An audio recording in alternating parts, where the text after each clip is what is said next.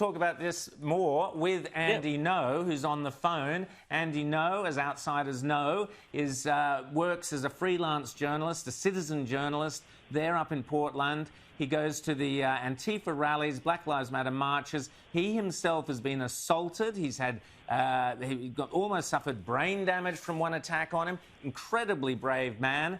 And we're delighted to have him on the phone now to tell us what is happening there. Andy Ngo, what are you seeing, mate? Welcome back to Outsiders.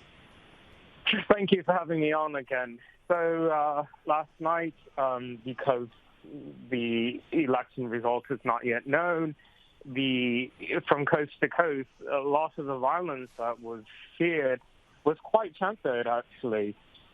You saw, because as angry as these people wanted to be on the streets, they couldn't come out and say that, the election showed that a fascist is in power and we need to riot. So they just went out, in the case of Portland, and were, as they've done for months now, were confronting drivers, people at their homes, people enjoying drinks at bars and restaurants on the street. In downtown, when they were done with their intimidation campaign through a residential area, they set some fires on the streets in downtown. But it was a lot. It wasn't as violent as many of us were fearing, including myself.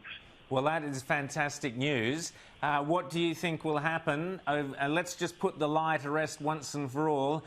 Is this potential violence aimed at Donald Trump, or is it aimed at Joe Biden? So, in other words, are there right-wingers who will be violent if Joe Biden wins, and are there left-wingers who will be violent if Donald Trump wins?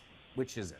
All of the political street violence that we've been seeing in the past 24 hours has come pretty much entirely from the far left, BLM, Antifa.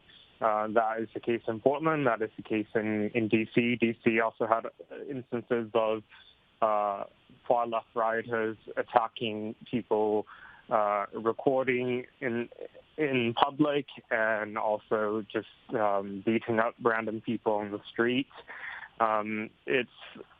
We're being gaslighted by these politicians who, in the past few days, have come out and say about a fear of white supremacist violence in response to the election. Andy Ngo, so great to chat to you. So thank you for getting up so early in the morning to chat for us. It's going to be a huge day for you there. Keep safe, and we look forward to chatting to you soon. Thank you very much, Andy Ngo. My pleasure.